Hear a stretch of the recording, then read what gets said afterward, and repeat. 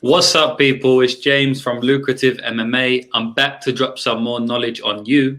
And today, like every week, we're going to go over the best bets for the previous UFC card, which was unfortunately, but fortunately as well, because I get a break now, and so do you. It was the last UFC card of the year, and it was a pretty banger of a card. I mean, it had some good matchups. Maybe the matchups didn't.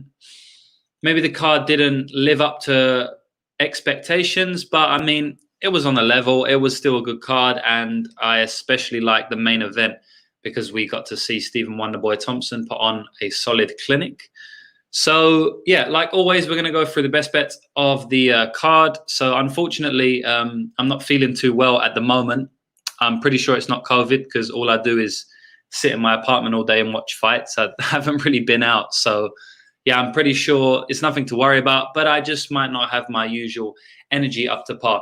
Anyway, you can look out for my recap video, which will be coming probably in the next few days, where I'll recap the whole year, how we did in the year. It was a very profitable year for us, for me and my members. We did really well. As you can see on the bottom of the screen, we did profit over 60 units, just over 60 units this year with an ROI of over 10%, just over 10%. And as I put on the ticker on the bottom, steady, realistic bankroll growth.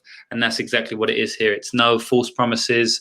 It's not going to be, huge winning every weekend. There are losing weekends, but 2020 was probably the hardest year of all time to bet on MMA just because of the cancellations, the pullouts, the last minute changes, the UFC throwing in fighters from random organizations just so they had people on the card.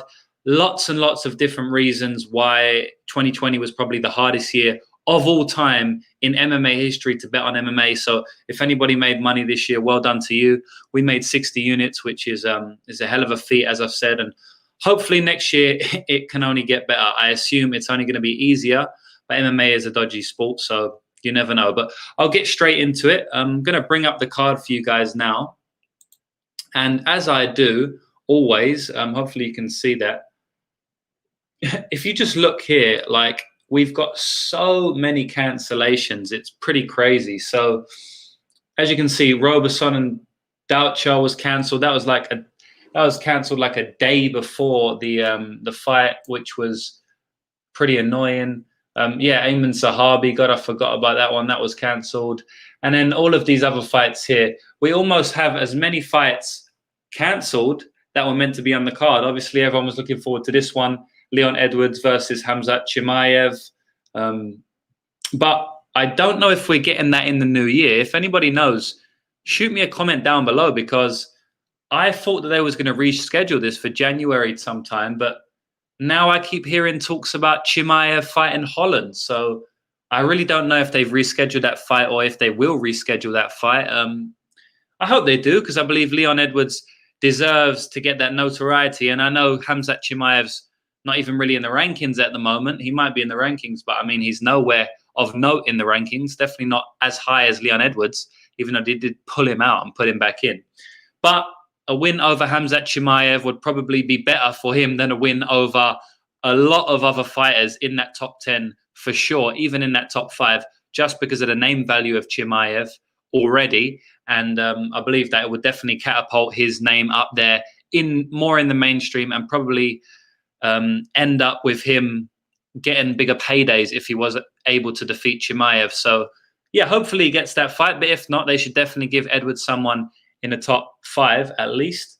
But let me get straight onto the card. So the first fight on the card was Christos Gargos versus Colton Minus. And I'll just come in here so you can see me as well. Now, the thing about this fight was, unfortunately, I didn't see the fight. Like I watched part of it, but it was the first fight on the card, and I was actually doing something in my home. So I can't really comment on the best bets for the card. I know that Gargos came in as a late replacement, but he was a big favorite. So yeah, I don't know if he completely dominated, but I do know that the over 2.5, or the fight goes the distance, was set at around even money. Like it wasn't too far from even money each way. So if anyone had got on that, I guess that was a good bet, because a lot of people were saying that Gargos was going to come out and choke him out in the first round. But then the other people, you know, were on the over 2.5 and the fight goes the distance. So well done there. Second fight on the card was Jimmy Flick versus Cody Durden. This was my first bet of the card. My first loss of the card also. I had Cody Durden inside the distance at plus 270, I believe. And it was looking good for a couple of minutes, you know, but you need to look good for the whole fight against Jimmy Flick, because all he needs is 1 second, as he showed, to get the stoppage. You know, it was a beautiful stoppage. It was a left high kick to a flying triangle, which is a pretty crazy combination to throw. I don't know if I've ever seen a high kick to a flying triangle before. So, look, congratulations to anyone who was on Jimmy Flick. I guess it was a good bet in hindsight because the submission threat is always there. But I'm not going to say Cody Durden was a terrible bet. Maybe straight, it wasn't great, but I didn't want to go for him straight. I played plus 270, so I'm not going to kick myself for that bet. It's just one of them things. I knew it was a dangerous bet going in against Jimmy Flick. That's why I didn't really want to lay plus 130. But plus 270, I was happy to do that. I know a lot of people got on the KO straight prop at plus 350, but I actually tipped the plus 270 inside the distance. So I'm not going to say that was an awful bet, but it is what it is. The next fight was Tafon the Don versus Jamie Pickett. Now, a lot of people on the overs in this fight, and I was actually looking at the overs too, and that turned out to be a great bet. You know, Jamie Pickett had never been knocked out before. Tafon the Don obviously knocking everybody out, but he's a slow-paced fighter. You can see he's got decent fight IQ, especially in martial arts, the combat sports. Maybe not specifically MMA, as he's only had 5 fights now, but you know, he's got an extensive Muay Thai background, and you can tell he's very patient, methodical type fighter. So if anyone was on the over 1.5 or even fight goes the distance there, that was a very sharp play. I'm annoyed I didn't play it myself. I didn't actually go through a lot of tape for these guys because there's loads of fights on the card, loads of fights cancelled, and I need to really sort out how much tape I watch. I believe I'm watching way too much tape per fight because I see a lot of people putting out content way earlier in the week, you know, saying that they've got bets on and stuff. And I've only done a couple of fights tape by this time, you know, so I'm thinking maybe that, you know, I'm either not starting tape early enough or I'm watching way too much tape. I believe I'm watching way too much tape because I have asked a few other bettors, you know, how much tape they watch, and they say, oh, you know, 10 to 15 hours. And I believe I'm watching a lot more than that. So, you know, at times one fight can take me 4 hours, you know, and that's not a joke. It can take me like 3.5 hours because I'll watch maybe 4 fights each of each fighter, you know, and then it's not consecutive. I might make myself a drink and stuff. But yeah, I think I'm watching a bit too much tape. So it's affecting my betting,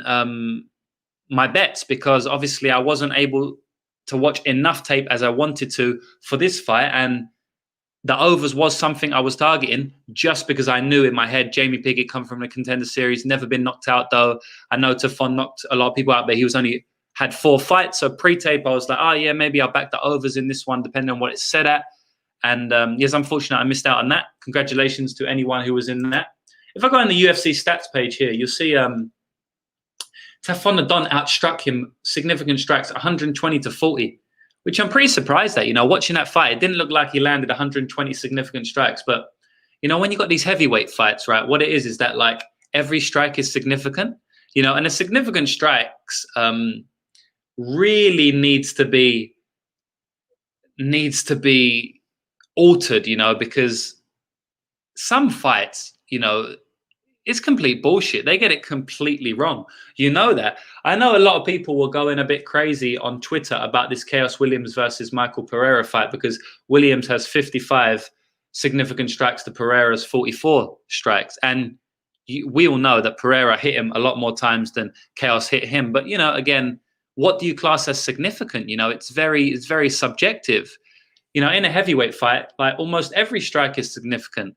But that's kind of silly because they're fighting another heavyweight. So how can you say every strike is significant for a heavyweight, but it's not for a flyweight? Because the flyweight power is almost the same as a heavyweight power, like if they're fighting in their own weight class, if you know what I mean. Obviously, heavyweight is definitely above a flyweight's power, but if a flyweight is fighting a flyweight, their shots can affect them as much as a heavyweight fighting a heavyweight.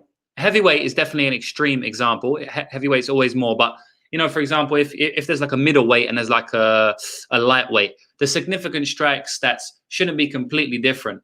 But yeah, you know, that's a whole nother conversation for another day. Anyone who got into Tafon, I guess that was a great bet. Next, sorry, not Tafon, but the overs, because Tafon was a huge favorite and he couldn't put him away, which I guess if you're back in a minus 350, minus 400, you want heavyweight who's knocked out all of his opponents. You kind of want him to get the job done early. There was one point in that fight where Jamie Pickett hit Tafon with about 4 strikes in a row, and Tafon looked a little bit dazed. So I wouldn't say Tafon was a great bet there just because of the price range, but I wouldn't say it was a bad bet either. I would say it was an average bet. Maybe you want to call it a square bet. Yeah, but the over was definitely a good play. And if you back that fight goes the distance, well done there. That was another heavyweight fight that went the distance 4 weeks in a row now. 4 weeks in a row. So we had Tafon versus Pickett that went... Sorry, why do I keep saying this heavyweight? This wasn't a heavyweight fight, was it? Of course not. Tafon lost all that weight to go down. I don't even know what I'm talking about, guys. Sorry. Do not listen to me. This was at middleweight. Tafon is a light heavyweight, and he was moving down to middleweight. Sorry, just disregard everything I said. As you can tell, I'm a bit tired right now. As I said, I was a bit sick. I feel a bit sick, and you're going to get to know me a lot more because I'm going to put out a lot more content, and you will realize that I get things wrong quite often. It's not because I don't know them. You know, as I said, I know Tafon was losing all that weight. I follow him on Instagram. I was following his progress for the whole time. I followed him on the Contender Series, all of that. But my memory is really bad, so I forget things a lot, and I misspeak at times as well. So my apologies. Let me move on. Let me get out of that mess. Okay. The next fight was Tyler Santos versus Gillian Robertson. This was my second bet of the evening, and it was definitely up there with one of the best bets on the card just because how dominant Tyler Santos looked, how strong Tyler Santos looked. Gillian Robertson's path to victory was taking Tyler down and grinding her out, right? But she couldn't take Tyler down because she was getting taken down herself. And she always looked one step behind on the strength and grappling department in the fight. So I knew going in, right, that Tyler Santos wasn't going to be easy to take down because she would be very strong. You know, I thought she was very strong. A lot of people were talking about that Mauro Borella Silva fight, right? But the thing about that was it was her debut, and she said she had lots of nerves going into that. And the third round, she put up a very good third round. She actually almost choked Borella out in the first round also, but for most of that fight, she was getting dominated in the grappling. But the thing about it was Borella only got a couple of takedowns in that fight. It's not like she was consistently getting takedowns, but she was trying. She held her up against the clinch a lot. They would like fall over a couple of times, but she wasn't just consistently easily getting takedowns. You could see Tyler was strong in the clinch and in the grappling in that fight. And in all of the other fights, you could see that too. Against Molly McCann, we saw that. And so I didn't think she was going to be super easy to take down. That's why I played the shot at her. I put 2.2 units on her at minus 110 to bring back 2 units. I wish I would have went heavier. Hindsight is 20/20. I did think about going heavier before the fight. I did have 20 units laying out on this card though, so that's the reason I didn't go heavier. But it did actually come to my mind. I'm not just saying I wish I went heavier. You can say that about all your winning bets, but I actually did think, fuck, maybe I should put more on Tyler Santos. And I actually gave it a real thought. But yeah, that was definitely a solid bet. I will say though that I wasn't happy with Tyler's game plan. You know, I really thought that she had a chance to finish it on the feet. I put a 1/4 of a unit on rounds 1 and round 2 for Santos to finish. And I really thought that if she defended takedowns against Gillian, maybe added the clinch in, but just unloaded on her with her striking, she really had a good chance to finish that fight. She was in a couple of submission attempts. She showed very good technical submission defense throughout that fight, but she was in more danger than I wanted her to be. And she was in a lot more danger than she had to be if she played the stand-up game instead of the grappling game for 15 minutes. I will say, though, that one of my members told me this as well, and I definitely agree. Maybe the reason Tyler took Gillian Robertson down was so that she couldn't get taken down, right? It's still playing in that grappling realm. So I don't agree with the game plan, but maybe she was thinking, if I take Gillian down and end up on top, I'm not going to end up on bottom. She got reversed like once, I believe, through 15 minutes, but maybe she was thinking, as long as I'm on top, I'm never going to be on bottom, you know? If you're striking with someone, and like, let's say she's beating the fuck out of Gillian, there's always that chance for Gillian to catch a kick, you know, and Tyler likes throwing a lot of kicks. There's always that chance for Gillian to catch a kick or, you know, lure Tyler into a stand-up game and then get a reactive double leg or something. So maybe Tyler was thinking was, look, I know I'm good technical submission defense fighter. I believe in my grappling. I believe I'm stronger than Gillian. Let me just take her down and then I don't have to worry about her being on top. So maybe that was a game plan. I will say, though, that going forward, you can't, unless we hear interviews and she confirms that that was her game plan. Obviously it was, but I want to know the reasons why. Because before the fight, she was actually saying, I'm going to submit Gillian Robertson. So hopefully she wasn't doing it for ego purposes.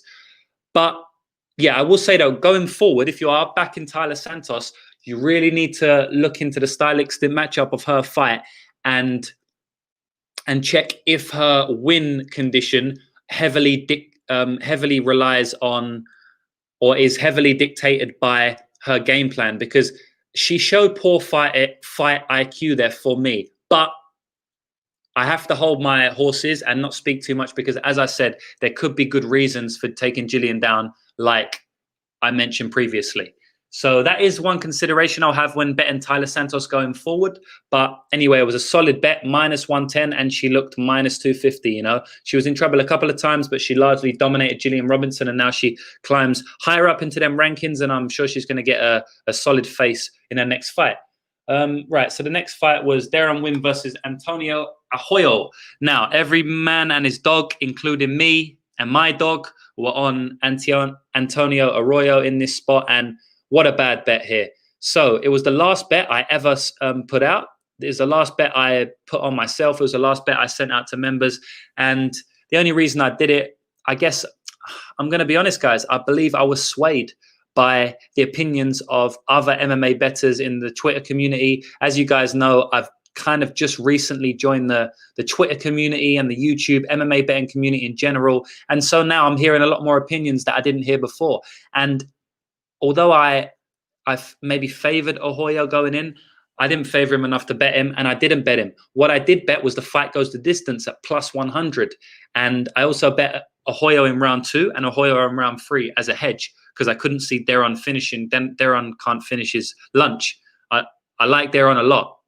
But at this level in mixed martial arts, even though Arroyo's not at that level, he's not really finishing anybody. He hasn't proved to be. So the only way I thought the fight would not go the distance would be a Arroyo finish. I trusted that Darren would be strong enough to go past the first round. So I put 5 units now. It's a lot of units. I put 5 units on the fight goes the distance, Arroyo and win. But then I also covered myself. I hedged with the second round KO or the second round finish and the third round finish for Arroyo. And now Arroyo, or however you say his name. Now, I had that bet in play, right? So like I had like 6.5 units on that fight already. And then right at the end of the week, I sent a bet to my members and I put on a bet myself of Arroyo in a parlay.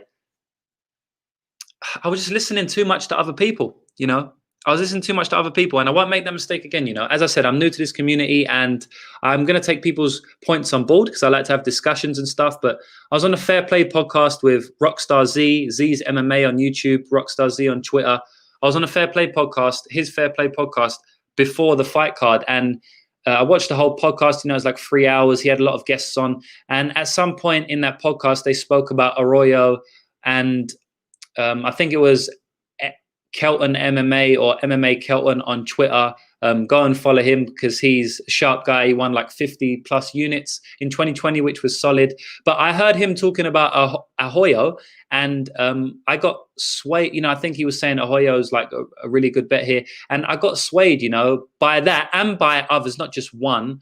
It's not just one person, but, you know, just in general, the MMA betting community was heavy on Arroyo. And I'm not blaming these guys at all. This is completely my fault, 100% my fault. But I already had my bet on that fight. Fight goes the distance with a couple of hedges. Why am I betting a straight pick was actually a parlay on Arroyo after I've already got 6.5 units on the line. Trust my read, leave it alone. I was leaning Arroyo, all right? And I thought the reason I put the bet on, obviously I listened to other people and they swayed me, but at the end of the day, the reason I put the bet on, I just thought Arroyo would be able to get up often because of his size. And I also thought that Deron would be as gassed as Arroyo. I knew they were both gassers, and I said this on my Twitter, and you can go and check before the fight, during fight week. I said these guys are both gassers. I did not expect Arroyo to gas way more than Deron. I was super surprised at that.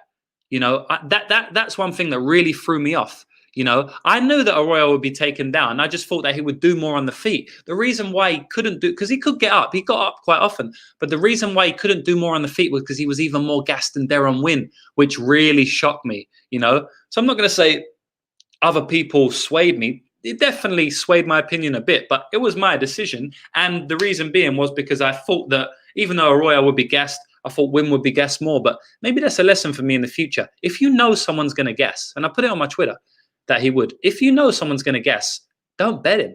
Don't bet on the other guy to gas more. You know, if they're both gassers, just leave the fight alone, or fight goes to distance because they're both gassed. They can't stop each other. And that was my first read. So anyway, let me get off this fight. Anyone on Deron Wynn, good bet, because I could see the path to victory for Deron Wynn. I 100% could see it, even though I backed Arroyo. But fight goes the distance. I believe that was a solid bet for me and anybody else who did that, because, as I said, they were both gassers. And other than like a head kick finish early from Arroyo, I really thought that fight would go to decision. So I'm going to say that was probably one of the best bets on the card, just because of the way it played out. And yeah, not just because I had it, but yeah. Anyway, so the next fight was Pannie Kianzad versus Sijara Eubanks. Now, this was a close fight. Let's look at the significant strikes. They were not close. 92 significant strikes for Sijara's 49. Now, I said before this fight that I don't really have any interest in backing this fight because it's a 50-50 fight, in my opinion. Now, because it was a 50-50 fight, maybe I should be backing Pannie because she was at plus 140, right? But I already had a lot of units on the line. And as I say, I just wanted to skip it. I know Z's MMA was on Pannie, pretty big, and well done, you know, well done. I don't really regret not betting this fight just because of how the first round went and how close the other two rounds went. You know, it was a very controversial decision. I believe Pannie won that fight. You know, I think she won the second and third rounds, but it was very controversial. Maybe the people making it controversial is Sijara Eubanks backers. I'm not sure. But I did see a lot of stuff on Twitter, people saying that Sijara should have even had a 10-8 round in the first, which I don't agree with. You know, she didn't do much damage from top, but 10-8 rounds are being scored more and more these days for less and less these days. So, yeah, as I say, it was a good bet on Pannie because she was the underdog, but I'm not really disappointed that I didn't bet it. Yeah, let me just check the comments here. Okay. What's up, guys? I haven't used StreamYard much before, so I didn't even know I could see comments here. Okay, so listen. Yeah, well done, Z. That was a good bet, but I'm not really upset I didn't get on it. Anyway, the next fight, Anthony Pettis versus Alex Morono. I know Z cashed on this one as well. Look, Anthony Pettis proved he was a level above. But again, at minus 230, when you're losing the first round pretty handedly like that, it would be a little bit of a sweat, you know. I got in on the live odds for plus 125 for Anthony Pettis after round one, because I knew Anthony Pettis was a level above, right? And I just thought after seeing that first round that, you know, I thought that Morono took his back, right? But Anthony Pettis got out of that position right at the end. And yeah, and I just thought it was a good chance that Anthony Pettis would not get his back taken again and then piece him up on the feet, you know, and that's what happened. So I was happy to get the live bet there. Yeah, Z saying, no, yeah, Z bet inside the distance, didn't bet Pettis straight. Yeah, sorry, I know you took Pettis inside the distance. That was fuck, that was close at the end. And actually, after round 2, I took Pettis inside the distance at plus 1400. I put like $25 on it to return. I don't even know what it was, like 450, 500. And I thought, fuck, that's close, man. Especially that was a great shot by Pettis. He leg kicked him and then he spinning back kicked him. So it was a leg kick to spinning back kick combo. The heel right on the top of the head, and Morono looked out for a second on his feet. And then Pettis caught him with 2 clean shots. It was a right hand, and then he stepped back left hook, which dropped Morono because he was already wobbly from the heel shot. And then he went for a guillotine, and there was like 10 seconds left, and I don't think he should have went for that guillotine. Morono is a solid jiu-jitsu fighter. We saw that in the fight in the first round. We saw that Pettis definitely wasn't dominating the grappling there. It was pretty even, in my opinion. And even though Pettis did do a couple good reversals, but yeah, I think if he would have just stepped back, took a couple of seconds, he probably could have pounded Morono out there. And then Z, you would have cashed. I would have cashed as well. But it is what it is. I'm going to say that I'm just going to pass on that one. I don't know if Pettis was a good bet at that price.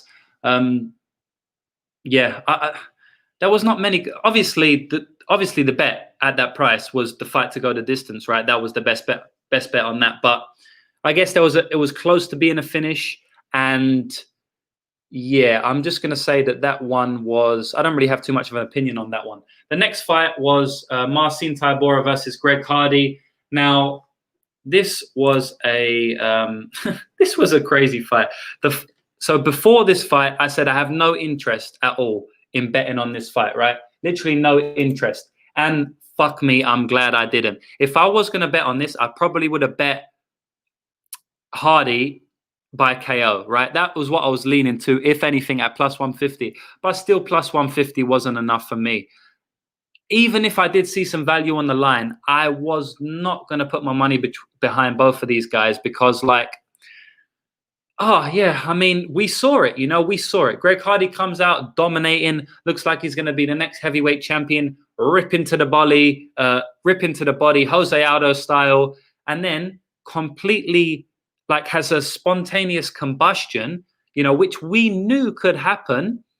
Me and Z spoke about on his podcast last week of how he was huffing and puffing on the floor like he had just, been fighting for 35 minutes, 40 minutes in a row after he knocked out Maurice Green.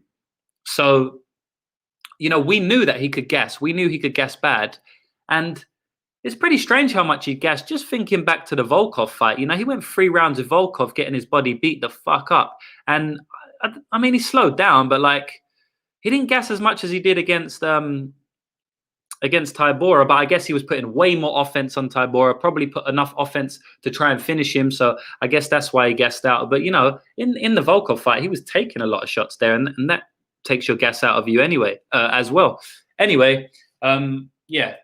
I guess if you was on Tybura, well done, because I guess you was counting on Hardy to sort of gas out, But man, I am so happy I did not bet on Tybura. I'm so happy I did not bet on Hardy, and then I'm also pretty happy I did not bet on Tybura because I just didn't want anything to do with that fight, But I guess if you got Tybura inside the distance, I think it was a pretty high number. Well done. I mean, it was definitely a good bet. Look, if Tybura got through the first round of Hardy, he was super live for that fight, But yeah, I'm happy I didn't bet on it. But I got to say, Tybura was probably a good bet. He was the much better fighter in all aspects, but Hardy obviously always had that athleticism and chance to finish the fight. Next fight on the card, I don't even want to talk about this one. Rob Font versus Marlon Moraes. Okay, I was completely off on this fight, guys. I backed Moraes 3.2 units, I believe, to win 2 and minus 160. And my worst bet on the card for sure, by far. Font jabbed his face off, man. Font dropped him with a jab. Moraes' chin is gone. I'm happy to say that now. I made a mistake in this fight because it was funny because I was saying that, all week I was saying that people don't put enough stock into fights which are close and they think they lose. For example, I didn't think people were giving Marlon enough credit for going 3 rounds of Jose Aldo and winning a decision because that decision was pretty controversial, right? So I thought a lot of people were going, oh, he should have lost that fight, and kind of not counting it in when they was capping the fight against Font. And same with Pettis, because a lot of people thought Cowboy beat Pettis. I thought a lot of people were disregarding Pettis's win over Cowboy and basically acting like it didn't happen, you know. But I think I made the same mistake with acting like the Corey Sandhagen fight against Marlon Moraes didn't happen, just because Sandhagen, in my opinion, is a level above Font. If you understand what I'm saying. So I saw that fight, right? And it was a cause for concern, you know. Moraes got absolutely battered from pillar to post in that fight and then got stopped by a spinning heel kick, right? And I wasn't taking a lot of credence into that fight. In my head, I was like, oh, you know, it's Corey Sandhagen. It's all good. You know, like Font's not Sandhagen. I think I'm not going to doubt Moraes' chin. You know, he was able to go to war with Jose Aldo and his chin didn't really get cracked there. So let me just forget about the Sandhagen fight. But that was a mistake from me. You know, the Sandhagen fight happened. And when I was watching it, when I was taping the fight, I was watching the Sandhagen fight and I was like, fucking hell, man, Moraes is getting pieced up here. Like, this is intense. And yeah, the same mistake I said people were making about not classing fights, I kind of did that as well, in my opinion. So again, another learning lesson for me. But what I will say is that even with the Sandhagen fight, it's pretty hard to say Moraes' chin was so done that he would get dropped off a jab. And like every time Font touched him with little shots, he wasn't putting his body into these punches. Every time Moraes touched him, Font touched him, he thought he would be, he looked like he would go down. You know, I was so shocked. I couldn't believe it. I'm like, what is going on? Every time this guy gets touched, he's like wobbling to one knee. So it was pretty hard from tape to, you know, to come to that conclusion. But yeah, I guess the Sandhagen fight should have took more credence in my mind. Anybody was on Font, sharp bet. Also, do not know why Moraes employed a grappling game plan when he gasses out from striking. You know, so you gas out from striking, and so now you're going to heavily grapple. Maybe he knew his chin was done. Maybe he was getting wobbled in sparring. Maybe he thought, I cannot take any punches anymore. I'm just going to grapple this guy. Font did well. He'd never rested on bottom. As soon as he got up, couple jabs, couple shots, couple uppercuts, and Moraes was done, man. First round stoppage for Rob Font. Huge win for for Font. Moraes is, you know, Magic Marlon Moraes, they call him, but at the moment it's Tragic Marlon Moraes, because that's a tragic fall from grace. You know, ever since he fought Henry Cejudo, he's been on a downward spiral. I guess even in that Aldo fight, you could have classed it as a loss, although I thought he won. And fuck, where does Moraes go for here now, man? Maybe he's the gatekeeper of the division, but how can you be a gatekeeper when your chin is like that, you know? Yeah, crazy. I'm still shocked at that, you know. Font's not this huge power puncher, like, goddamn. Anyway, great bet for Font backers, you know. It was the boxing that done it in the end, but I'm going to say that it wasn't too much that Font, you know, done something special, but it was more that Moraes' chin was really gone, in my opinion. Anyway, good bet for Font backers. Well done. So, the next bet, Michael Pereira versus Chaos Williams. Now, I was super scared to back against Chaos Williams because I backed against him either in the form of a straight bet. Well, the first time he fought Morono, I put Morono in a parlay. I kept Morono at some like minus 350 or something crazy. Morono was like minus 300, and I backed Morono, and we all know what happened there. Touch of death. Morono goes out. Chaos wins his debut. Next fight, I was like, okay, he's not doing it to me again. I'm getting it back. I lost my money on you your first fight. I'm not losing my money on you here. Abdul Razak Kazan, never been stopped before, took some punishment off Laziz, 3 rounds in, taking kicks to the face, knees to the face, and he didn't go out. So I thought, yeah, we'll go with Razak here, but I'm not going to back him straight. It was a huge favorite. I'll back Razak by first round KO, just a prop bet, right? I should have backed down to 1.5 because Chaos did it again, man. He stopped Razak with one of the best KOs of 2020, and it comes to Pereira. And again, I'm like, yeah, Michelle should win this fight, right? But I guess I just got spooked by Chaos. You know, I really got spooked, and I didn't want to back against him again. What I did back was the fight goes to distance with half a unit. I believe that was a very, very solid play. So I backed the fight goes to distance in 3 fights. I backed the fight goes to distance in Williams versus Michelle. I backed fight goes to distance, Deron Win and Ahoyo, and I backed fight goes the distance in the co-main event, Aldo and Vera, and they all cashed. So my fight goes the distance bets were pretty solid this week. I got this at plus 200, Michelle and Jose Aldo. I should have put more on it. Hindsight, hindsight, hindsight. So there's no point talking about that. I went half a unit there just because of the dynamicism, if that's a word. I don't think that's a word, guys, but I mean, it's a word now because I just used it. So the dynamicism of, can't even say it now. Anyway, whatever that is, of both guys, you know, I thought I was a bit scared to play more than the fight goes the distance. And when I get these huge odds bets, I don't usually put too much on. So like plus 200 there, I only needed to put half a unit on to win 1 unit in profit to bring back 1.5 units. So I only put half a unit on. Maybe in hindsight, I should have gone plus 1 unit, but anyway, it is what it is. That was a solid bet. If you got on Michel, that was probably a solid bet as well. I know a lot of people were controversial about this fight. I did think Michel pretty clearly won it 2 rounds to 1, to be honest. I think a lot of people that said this fight was close was Chaos Williams backers, in my opinion. You know, I really do.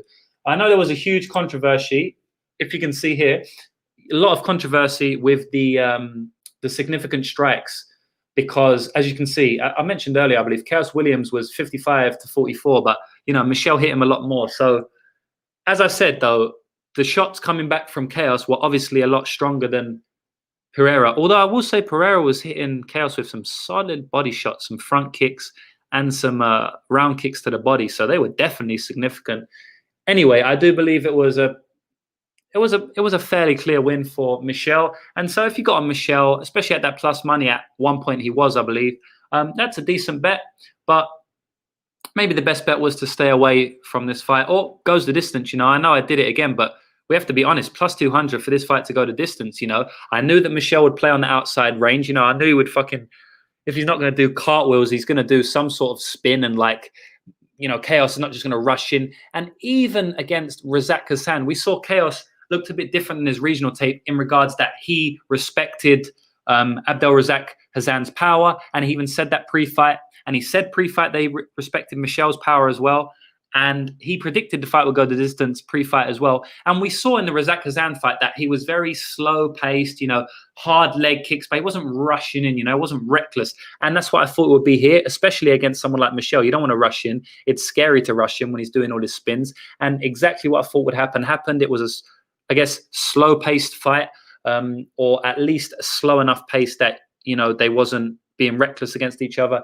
And, you know, Chaos Williams is a tough guy. I did think that Michel, if he did get cracked on the chin, that he could go down. He got cracked on the chin a couple of times and he wore it well. But I guess, obviously, the best fight and the best bet on that, just because it was a close fight, was definitely one of the overplays for sure. The over 1.5, I mean, that cash with ease. And that was like, believe that was like a pick 'em, you know, so solid anyone got on there. And obviously I got on the fight goes distance. That was a good bet. Next fight, Jose Aldo versus Marlon Vera. Now, this was a great fight. I'm not going to say that there was super value on Jose Aldo winning the fight at minus 150. It was 1-1 going into the 3rd round, and Jose Aldo pulled it out the bag. His veteran spirit won it like I knew he would. If anything, I thought Vera would be pushing the pace in the 3rd round, but Aldo knew that, and he thought, let me just take this guy down, you know. Aldo's a featherweight. Even though he didn't look stronger than, which I was a little bit surprised at. Vera looked a bit stronger in the clinch, in my opinion, in that first, and I believe it may have been the 2nd or 1st round. So I was a bit surprised at that. I thought Aldo would have the strength advantage. But at the end of the day, he did take him down and take his back for the whole 3rd round. So there wasn't a huge strength disparity there. But yeah, I will say, and obviously I would, in my opinion, the best bet on this card again was the fight goes the distance here. Minus 175, but it never looked in danger, did it? In the 1st round, Aldo hit Vera with some body shots, and although you couldn't really tell by the naked eye, I believe that Vera was feeling them body shots. You know, if you know what you're looking for, you can tell. Vera, his offense changed for the 5 seconds after he caught some of them left hooks to the body. And let me just give a round of applause for Aldo's left hook to the body, because it is one of the most beautiful punches I have ever seen. It's like a professional boxer's in there. It's like Canelo's fighting Smith in there. Yeah, Aldo's got a beautiful left hook to the body. Anyway, I guess the best bet on that card was Jose Aldo by decision, but in hindsight, maybe just a decision prop because it was 1-1 going into the 3rd round, and then Aldo took it out of the bag. Last fight, Stephen Thompson versus Goeff Neal. Now, best bet on the card. Best bet on the card? Probably best bet on the card, you know. -110, +100 even for Stephen Thompson to 50-45 Goeff Neal. Goddamn. Anybody who got on here, congratulations. Sharp play. Again, one of the reasons I didn't get on this fight, this probably should have been one that I taped straight away, right? Just because, yeah, I don't know what I was doing with my tape study. But one of the reasons I didn't get on this was because, again, I didn't tape enough of either guy because of all the cancellations, because of the 17 fight slate we had, and because of the content I'm trying to put on YouTube and on Twitter at the moment. You know, I'm just still getting used to it, juggling what day I put out videos and how I do it. So I didn't watch enough tape for me to bet, but I mean, Wonderboy dominated Goeff Neal. You know, Goeff Neal's come out and said that, you know, one of the I don't know if he said one of the reasons why he lost, but he come out and said that, you know, he couldn't see for half the fight, and his corner men obviously got COVID, so he didn't have a lot of people in his corner. Yeah, look, at the end of the day, the truth's the truth, and that is the truth. But I believe even if he had his full vision, I believe even if he had all his corner men, I don't think that fight goes too differently, to be honest. We saw the skill disparity, and it's not like this was a one-off. We've seen Wonderboy do this to high-level strikers like Jorge Masvidal before, like Vicente Luque before. So it's not like, you know, he just got the Wonderboy treatment. It is what it is, you know. He's not on that level of striking yet. Obviously, he was always live for the KO, but even when Wonderboy hurt his leg in that last round, he still won the last round. So best bet on the card, I'm going to say, is Stephen Wonderboy. And Stephen Wonderboy by decision at +350 was solid. I actually did back that Stephen Wonderboy by decision at +350 just before the fight went off. I backed that a little bit. I have two bankrolls. I have a little fun bankroll that I fuck about with and do like high odd shots and like crazy lottery ticket parlays and stuff. And then I have my main bankroll. And with the fun bankroll, I backed Stephen Thompson by decision at +350. And then also throughout the whole fight, I put loads of money on Stephen Thompson in live betting. The first round, I put money on Stephen Thompson at -110. I put a lot of money on him there. I won't say how much. It was probably the most I've ever put on any live fight. Definitely the most I've ever put. And then throughout the fight, I loaded up on Wonderboy. I was playing Wonderboy up to -350 in that fight. I think it was like third round. He's like -350. I'm like, man, this guy's going to win the fight, you know. Obviously, -350. Goeff Neal was always live for the KO. But yeah, I was hammering Wonderboy. And then I was, when Wonderboy went too high for me to bet, like -500, I was hammering his decision line. So I earned a lot of money on Wonderboy there. Thank you, Stephen. I could see it a mile off as soon as the first round started. You know, that's the first time I put money on Wonderboy. And you could just see the skill disparity. Obviously, it takes time to find out Wonderboy's style. So it's always a risk live betting him in the first round, because it may take 2 or 3 rounds for Neal to find the style. But yeah, I don't know. I just felt like Wonderboy would win. And anyone who was on that pre-fight, well done. Great bet. So I will say live betting can be an absolute gold mine if you know what you're looking for. Live betting is ridiculous. Next year, I'm going to start giving out live betting tips 100%. I think I went 100% on my live bets for this card. I had Anthony Pettis at +125 after round 1. I had Michael Pereira at +110 or +125 after round 1 or round 2. And then I had Stephen Thompson at -110, -200, -250, -350, +150 decision, +100 decision, -160 decision, -160 decision.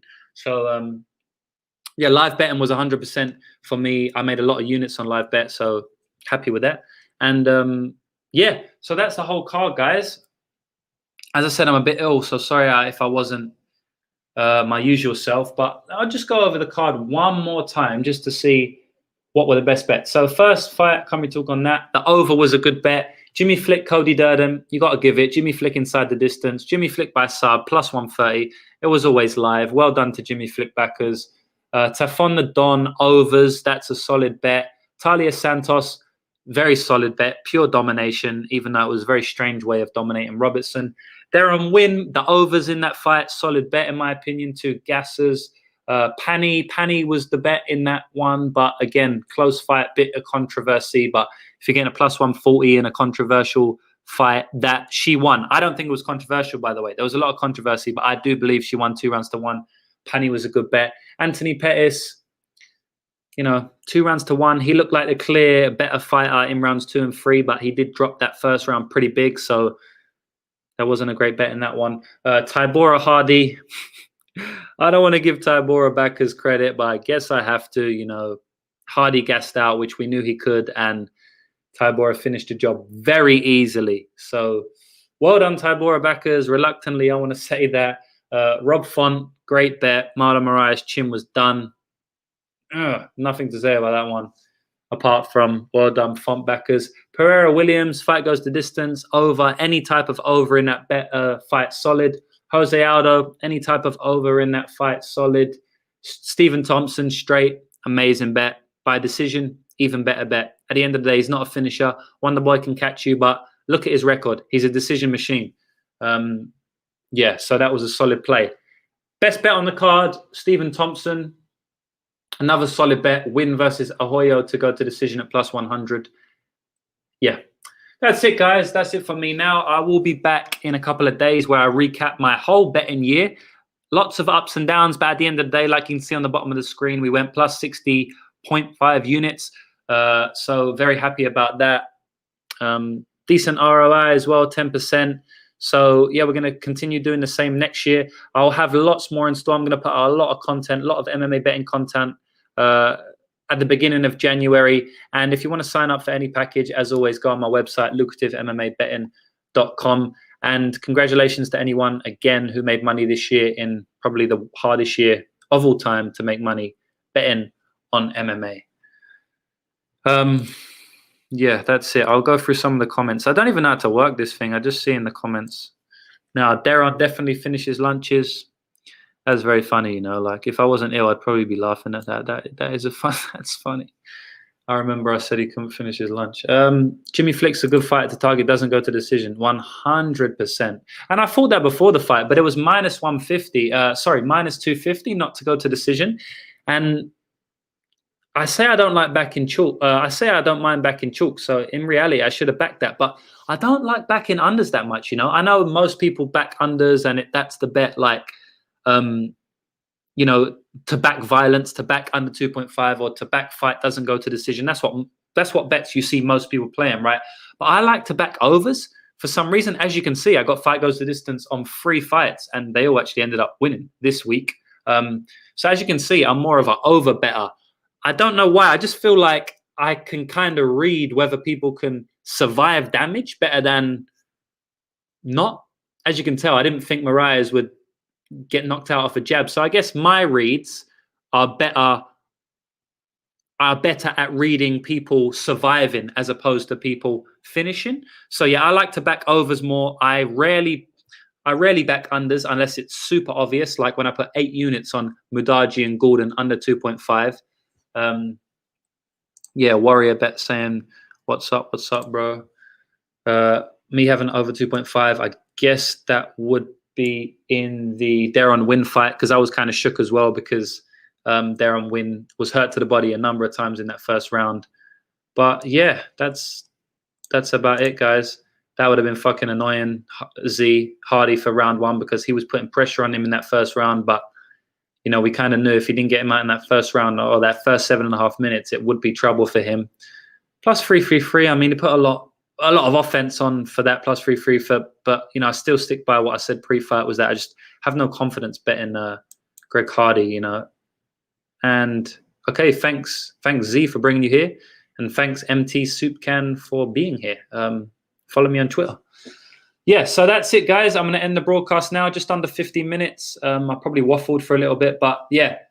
Hope everyone has a Merry Christmas if you celebrate it. Happy holidays, Happy New Year. And next year, we're going to smash the bookies up again, and we'll be back with a bang. Okay, I'll see you in the next video.